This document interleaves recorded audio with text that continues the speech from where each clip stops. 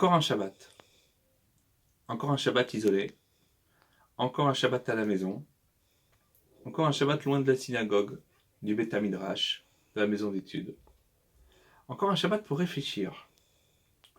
Le second Shabbat où nous lisons et où nous étudions les Pirkei Avot. Le chapitre du jour, Rabbi Tarfon disait Lo alecha melacha ligmor. Ce n'est pas à toi qu'incombe de terminer le travail. Lo ata ben chorin libatel mimena.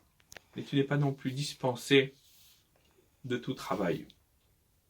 Le travail dans les questions ici, c'est l'étude de la Torah. Les commentateurs nous disent que, effectivement, nous n'avons pas l'obligation de tout terminer. Mais ce n'est pas une raison pour autant pour s'en sentir totalement dispensé. L'idée, c'est que, quand même quelqu'un aurait étudié la Torah dans son ensemble une fois, eh bien, ce n'est pas un diplôme qu'il reçoit et après, il accroche au mur et c'est terminé.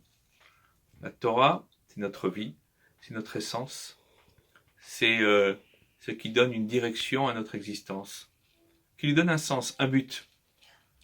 Et quand bien même une personne aurait étudié toute la Torah, eh bien, il faut recommencer.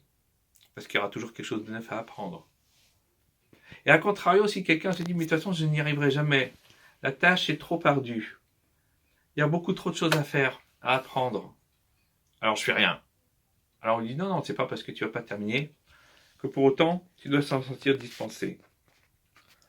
Et on nous dit que, finalement, c'est là la plus grande récompense qu'un juif puisse attendre. L'étude de la Torah, ce qu'elle nous apporte, ce qu'elle nous apprend, ce qu'elle nous permet de réaliser dans notre existence. Et de comprendre que là, en ce moment, Hachem a totalement changé le sens de l'histoire de l'humanité. Rabbi Moshe Cordovero, dans son ouvrage d'éthique majeure, Tomer Deborah, nous dit, mais en fait, qu'est-ce qui a poussé les gens de Ninive, à changer de fusil d'épaule après l'exhortation de Yona à Navi du prophète Jonas? C'est parce qu'ils se sont rendus compte qu'ils allaient droit dans le mur. Et ils ont écouté les propos de Yona. Quand Yona leur a dit, mais ou vous changez de fusil d'épaule, ou dans 40 jours, vous n'êtes plus là. Ils ont compris qu'il n'y avait plus de choix. Nous avons encore l'espoir que la science va pouvoir trouver une solution à ce mot terrible, nouveau, moderne et inconnu qui s'appelle le coronavirus. Et nous l'avons sincèrement, cet espoir. Mais d'un autre côté, le fait d'avoir cet espoir nous libère en quelque sorte de la nécessaire introspection que nous devons tous faire. Tous.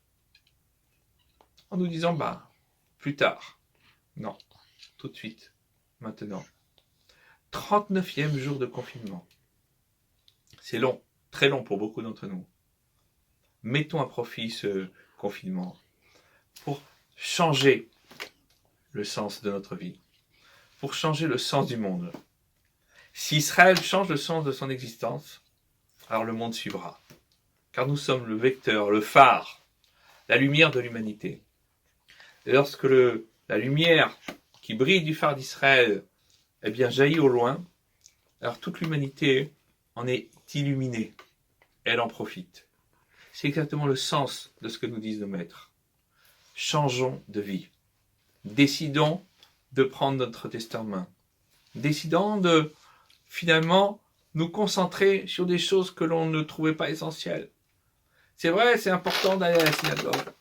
C'est vrai, c'est important d'aller à la yeshiva au Beth Midrash.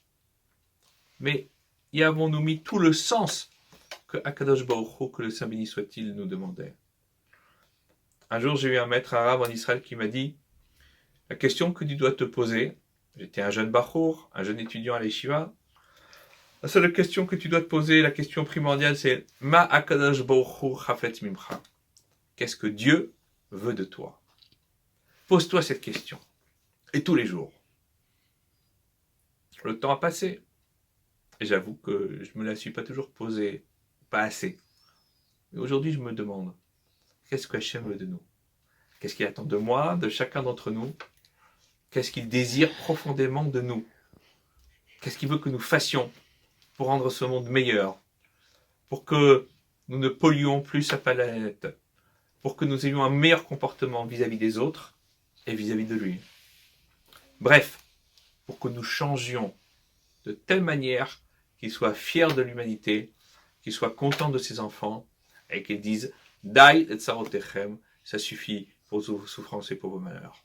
Que ce Shabbat qui vient de s'écouler et cette semaine qui s'annonce nous permettent de prendre les bonnes décisions pour mettre fin à cette magefa, à cette épidémie trop longue, trop terrible, qui nous apporte beaucoup de souffrance, beaucoup d'inquiétude, et que l'on puisse regarder avec sérénité les jours et les mois qui viennent. Shavua Tov à toutes et à tous. Et n'oubliez pas, confinement jour 39.